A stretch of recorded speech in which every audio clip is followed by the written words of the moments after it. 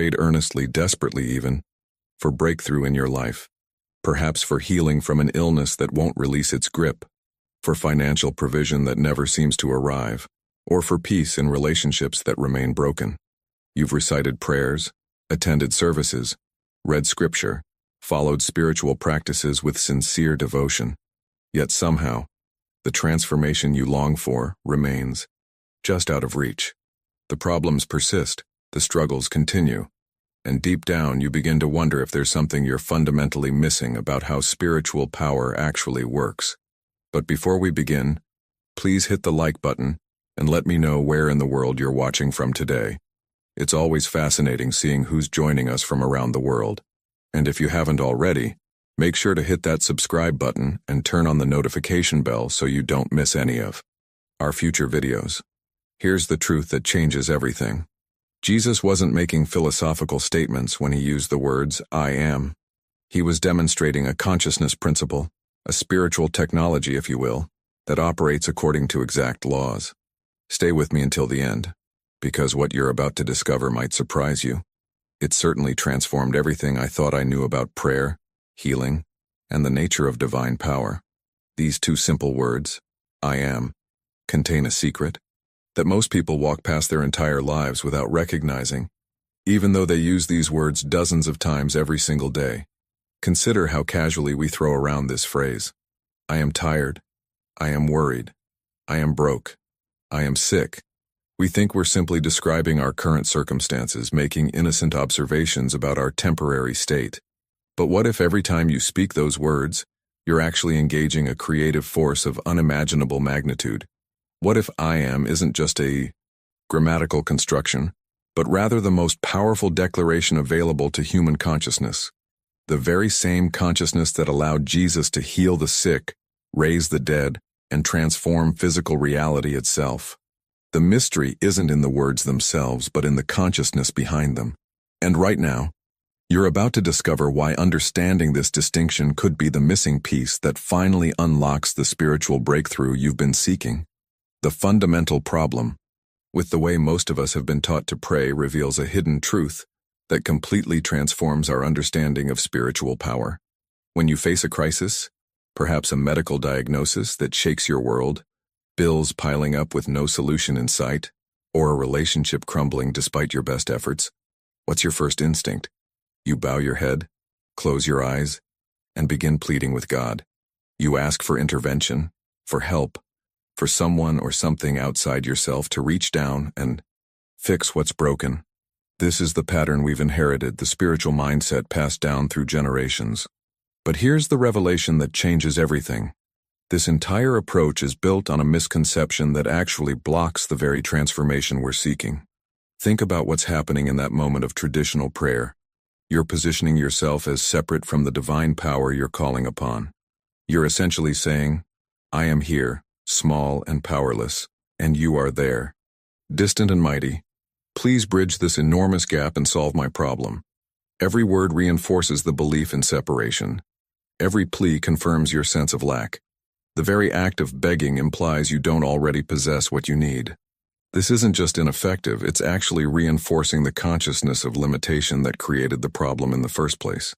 Smith Wigglesworth discovered this profound truth through his own journey of spiritual awakening, and it revolutionized not just his understanding but his ability to demonstrate divine power in practical, tangible ways.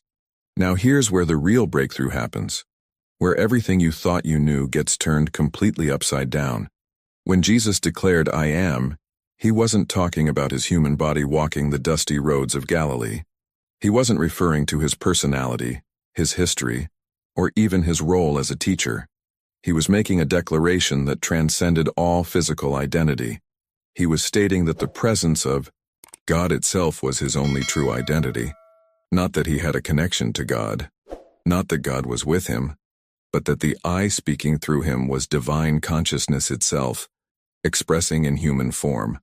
This wasn't poetry or metaphor. This was a demonstrable principle that allowed him to command storms, heal diseases, and even restore life to the dead. The impact of understanding this cannot be overstated. Everything we've been taught positions God as external, out there somewhere, beyond us, above. us separate from our everyday experience. We spend our lives trying to reach God, to please God, to get God's attention. But what if that entire framework is backwards? What if the divine presence isn't something distant that you need to access, but rather the fundamental essence of what you already are? This single shift in consciousness changes your entire spiritual journey, from one of seeking to one of recognition, from begging to claiming, from hoping to knowing. Behind the scenes of Jesus' miracles was this exact understanding. He never prayed in the way we've been taught, as if asking permission from an external authority. He spoke as authority itself. I am the resurrection and the life. Not, I hope God will resurrect, or I'm asking God to bring life. He declared from the consciousness of being one with the source of all life and power. This is the hidden mechanism behind every supernatural demonstration recorded in Scripture, and it's available right now to anyone willing to make this radical shift in their understanding of identity. Now, I want to go even deeper into this topic by examining what happens when you begin to consciously use these two words in your daily life. If this is starting to resonate with something you've always sensed but couldn't quite articulate, write in the comments, I am ready for this truth. What if everything you've been searching for has been closer than your own breath this entire time? The revolutionary discovery that shattered Smith Wigglesworth's entire spiritual framework was this: the divine presence you've been trying to reach, the power you've been hoping will intervene in your life, the source you've been begging for help. It's not distant at all. It's not watching from somewhere beyond the clouds. The eye that looks through your eyes right now. The consciousness reading these words. The awareness experiencing this moment. That is divine presence, expressing itself as your individual experience. Not a piece of God, not a connection to God, but the actual presence of God being you. This isn't some abstract philosophical concept that sounds nice, but has no practical application. This is the hidden truth that transforms everything when you truly grasp it. Your health, your relationships, your financial situation, your sense of purpose. Every area of your life shifts when you stop operating from the consciousness of separation and step into the recognition of your true identity. Smith Wigglesworth didn't just theorize about this. He lived it. He demonstrated it. And the impact of this understanding produced miracles that defied every natural law because he was no longer bound by the limitations of personal identity. He recognized that the I am speaking through him was the same infinite intelligence that created worlds. Here's where the journey gets really interesting, where everything starts to make sense in a completely different way. Every problem you're facing right now exists because of a case of mistaken identity. That illness you're battling, that lack you're experiencing, that fear that keeps you awake at night, none of these define who you truly are. They're not happening to the real you. They're appearing in your experience because you've temporarily forgotten your essential nature and identified with something false.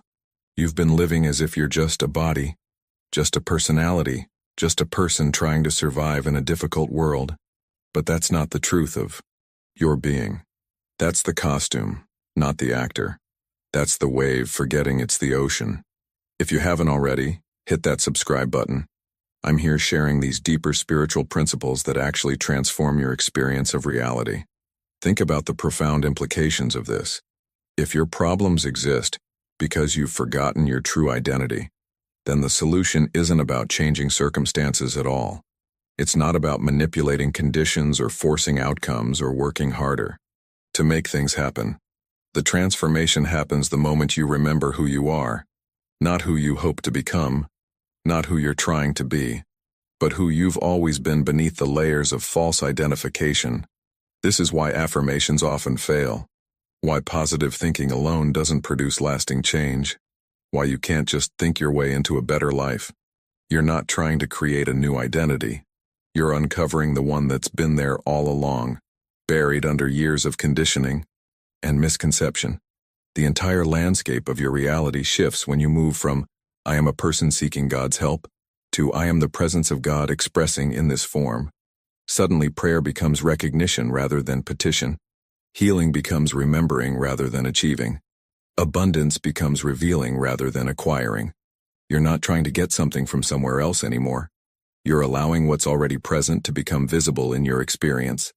This is the mindset shift that changes everything. Not gradual improvement through effort, but instant transformation through recognition. Now, I want to go even deeper into this topic by showing you exactly how this plays out in everyday language and why the words you speak after I am are literally creating your experience. If you're beginning to see how mistaken identity might be at the root of your struggles, drop in the comments. I'm ready to remember who I am. The most profound revelation in all of spiritual understanding is this. We've been living with a solution to a problem that never actually existed. For countless generations, religious tradition has painted a picture of God as distant, separate, somewhere beyond the reach of ordinary humans. We've built entire belief systems around bridging this supposed divide. We've created rituals, ceremonies, and practices all designed to help us connect with something we think is separate from us. We've spent lifetimes on a journey toward a destination that was never away from us in the first place. The gap we've been trying to cross was nothing more than a collective illusion, a mistaken perception that's been passed down so long we've accepted it as truth without question. Smith Wigglesworth's breakthrough came when he realized that every prayer asking God to come down or be with me was reinforcing the very separation that blocked divine power from flowing. The instant he understood that God isn't something external to connect with, but rather the fundamental I of his own being, everything changed. Not through years of gradual growth, but in a single moment of recognition. The foundation of his entire existence shifted from seeking connection to recognizing presence. This wasn't about believing something new. It was about seeing through something false. Now here's where this understanding becomes intensely practical and reveals the hidden mechanism behind why your life looks the way it does right now. Every single day, probably dozens of times without even noticing, you make declarations using the words, I am. You wake up and say, I am tired. You look at your bank account and think, I am broke. You feel pain and declare, I am sick. Someone criticizes you and you believe, I am not enough. These seem like innocent observations, simple descriptions of your current circumstances. But something far more powerful is happening behind the scenes of these casual statements. When you say, I am, followed by any condition, you're not just describing reality. You're actually claiming that condition as your identity. You're taking the infinite presence that you truly are and binding it to temporary, limited circumstances. Think about the impact of this. The I am in you is divine consciousness itself, the same creative power that spoke worlds into existence. And you're using that power to declare, I am afraid, I am failing, I am stuck. You're essentially saying that the infinite, eternal, all-powerful presence that is your true nature is now identified with lack, limitation, and fear. Can you see how this perpetuates the very experiences you're trying to escape? This is the mindset trap that keeps people circling the same problems year after year. They don't realize that their words aren't passive descriptions, but active declarations of identity. Every time you attach I am to a negative condition, you're reinforcing that condition in your experience. You're giving it the power of divine creative force. You're claiming it as what you are rather than what is simply appearing in your temporary experience. The transformation that's possible when you understand this is immediate and profound, not because you're creating something new, but because you're stopping the process of claiming limitation as your truth. Now I want to go even deeper into this topic by showing you exactly how Jesus modeled a completely different way of using these powerful words, and what happens when you begin to align your declarations with eternal truth rather than temporary appearances. If this is clicking for you and you're starting to see the hidden truth in your own speech patterns, share in the comments. I see how my words create my reality. Jesus demonstrated something revolutionary that most people completely miss when they read Scripture. Go through every recorded statement he made, and you'll notice an extraordinary pattern. He never once said, I am sick, I am lacking, I'm afraid, or I am unworthy. Not even once. Every single time he used those two powerful words, he claimed only what was eternally true about his nature. I am the resurrection and the life. I am the light of the world. I am the way, the truth, and the life. These weren't poetic expressions or religious metaphors. They were precise declarations of identity, aligned with the unchanging reality of divine consciousness. He was showing us the exact mechanism behind spiritual power, using I am only to identify with truth, never to reinforce the temporary appearances of limitation. This is where most spiritual teaching goes off track. We think Jesus was special, unique, the only one who could make such claims. But what if he was actually modeling a principle available to everyone? What if he was demonstrating how to use identity declarations correctly? The impact of understanding this completely changes your approach to every challenge. Instead of saying, I am sick and need healing, you recognize that the I am cannot be sick because it's infinite spirit. The body may show symptoms, but those symptoms don't belong to your true identity. When you stop claiming illness as what you are, healing becomes natural rather than a desperate struggle for something outside yourself. Here's the hidden truth that transforms everything. You don't need to work toward becoming the I am. You don't need years of meditation, spiritual practices, or religious achievement to finally reach some elevated state where you're worthy of divine identity. The entire journey we've been taught, this long, arduous path of becoming spiritual enough, pure enough, enlightened enough, is based on a fundamental misconception. You're not trying to become something you aren't. You're simply recognizing what you've always been beneath the layers of false identification. The divine presence isn't a destination you're traveling toward. It's the foundation you're standing on right now while you're searching for it somewhere else. Think about the freedom in this revelation. Every spiritual practice you've struggled with, every failure to reach some imagined state of worthiness, every moment of feeling not good enough, all of it falls away when you understand that you already are what you've been seeking. Your spiritual journey isn't about transformation in the sense of becoming something different. It's about uncovering what was hidden, remembering what you forgot, recognizing what was always true. The I am that you are exists in its complete fullness right now. Not 10 years from now after you've perfected yourself, not after you've meditated enough or prayed enough or studied enough. Right now, in this moment, exactly as you are, the infinite presence is your actual identity. This mindset shift changes everything about how you approach your daily experience. You stop waiting to become spiritual and start living from the recognition that you already are the presence you've been seeking. You stop trying to develop or create the I am, and simply stop identifying with what you are not. The fears, the limitations, the false beliefs about yourself that you've carried like they were your true nature. Behind the scenes of every problem, every struggle, every sense of inadequacy is this single error, mistaking temporary conditions for eternal identity. Now, I want to go even deeper into this topic by showing you the practical application of this understanding and how it dissolves problems without struggle or effort when you rest in this recognition. If you're starting to feel the truth of this, that you're not becoming something but uncovering what already is, type in the comments, I am already whole. The practical application of this understanding reveals something extraordinary about healing that completely contradicts everything we've been taught. When you're facing illness, the automatic response is to say, I am sick and I need healing. It feels honest, realistic, like you're just acknowledging the facts. But here's the hidden mechanism at work. The moment those words leave your lips, you've made a declaration about your identity that locks the condition in place. You've claimed that the infinite presence expressing as you, the I am that is divine consciousness itself, is now sick. Can you see the contradiction? How can infinite spirit be sick? How can the eternal presence that creates and sustains all life be diseased? It can't. The body may be showing symptoms, absolutely, but those symptoms are not happening to the real you. They're appearing in your experience because you've identified with them, claimed them as what you are. This isn't about denying that symptoms exist or pretending everything is fine when it clearly isn't.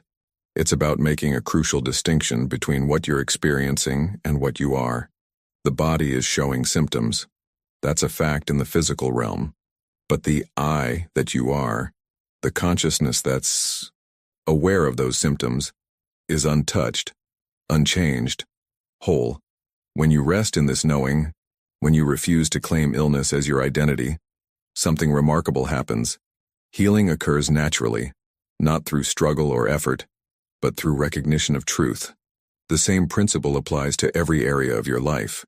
Not I am broke and need money, but recognizing that the I am is infinite abundance expressing. Not I am alone and need love, but knowing that the I am is love itself. Let me share a powerful story that demonstrates exactly how this works in real life.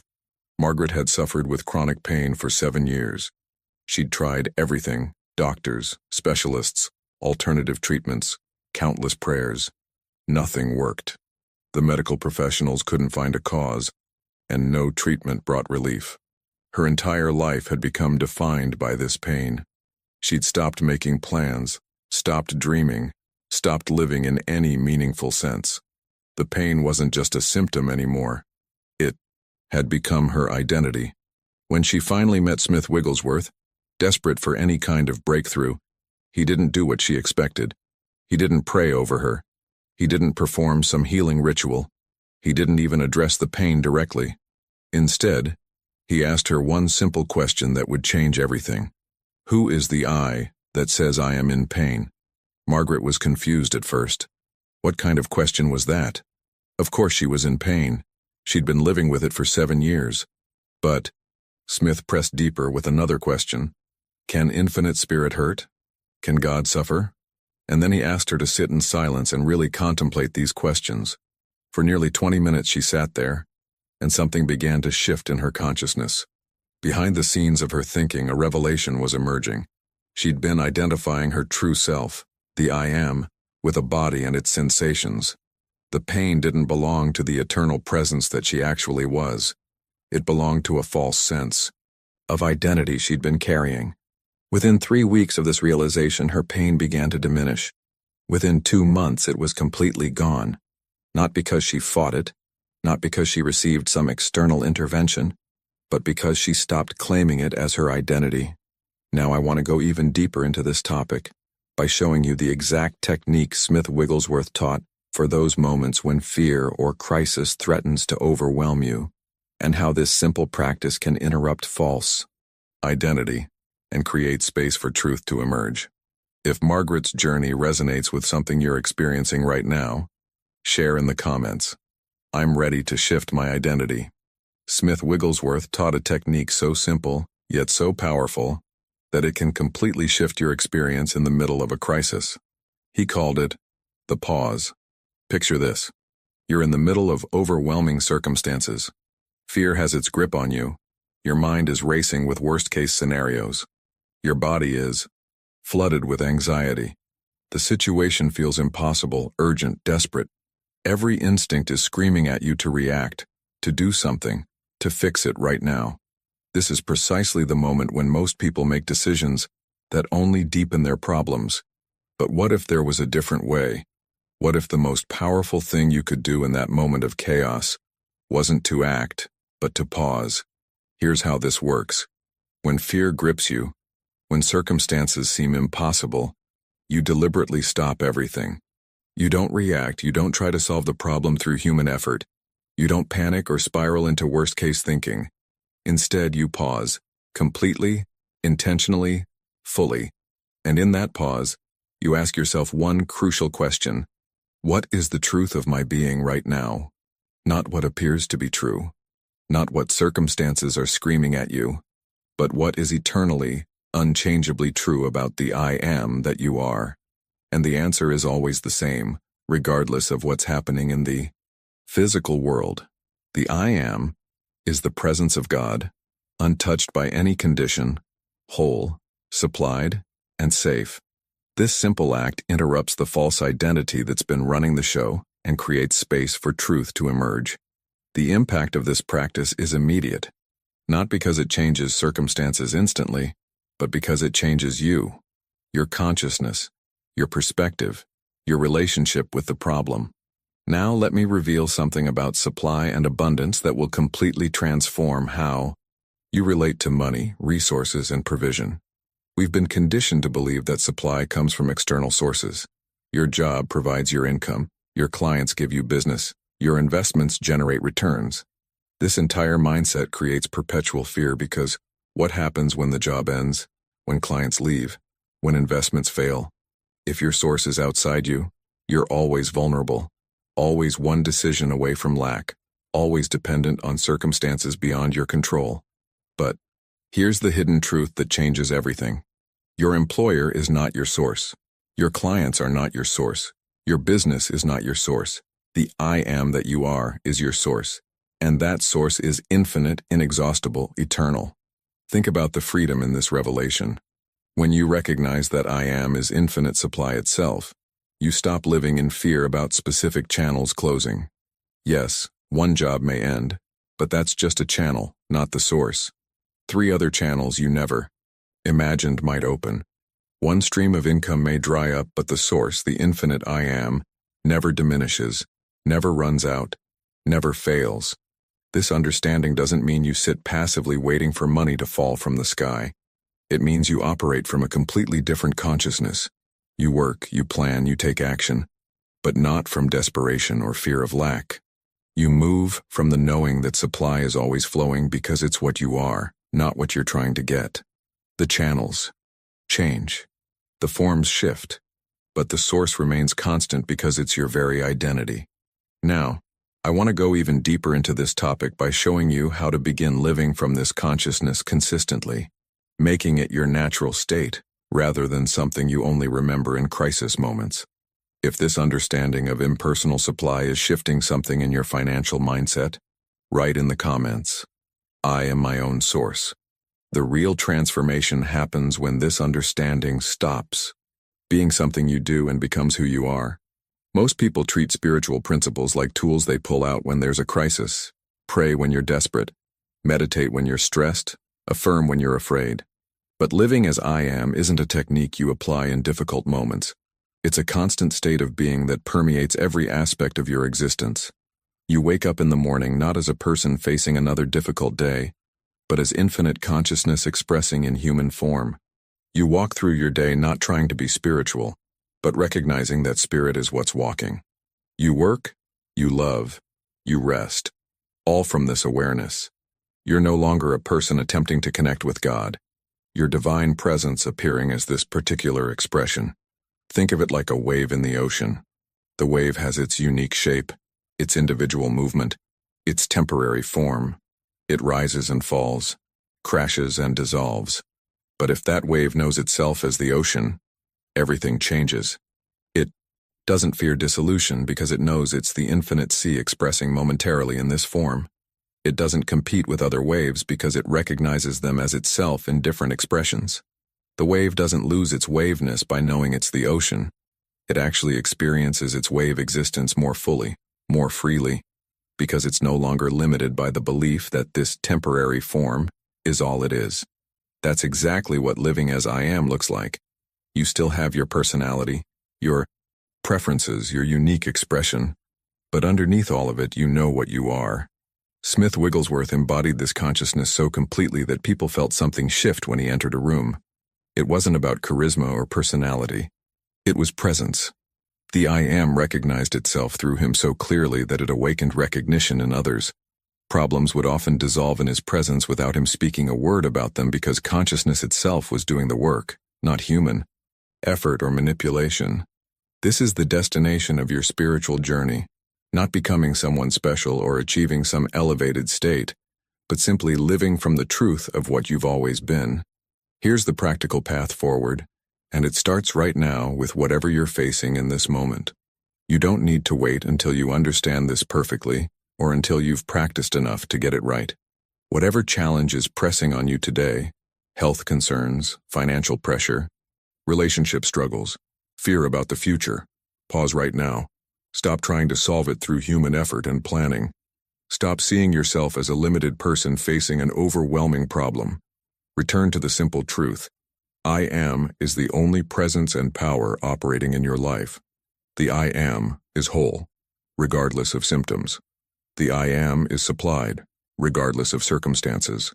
The I am is safe, regardless of appearances. Not because conditions prove this, but because this is the eternal nature of being expressing as your experience. As this recognition becomes your foundation rather than an occasional practice, watch what happens. Problems that seemed immovable begin to dissolve. Not overnight necessarily, not through magic, but steadily, consistently, powerfully. The shift happens first in consciousness, and then your external experience begins to mirror that inner transformation. You stop living from reaction and start living from recognition. Behind the scenes of your daily decisions, a different intelligence is operating. Not your limited human thinking, but the infinite wisdom of the I Am itself. Now, I want to go even deeper into this topic by addressing the challenges you'll face on this journey and how to navigate the moments when everything seems to contradict what you know to be true.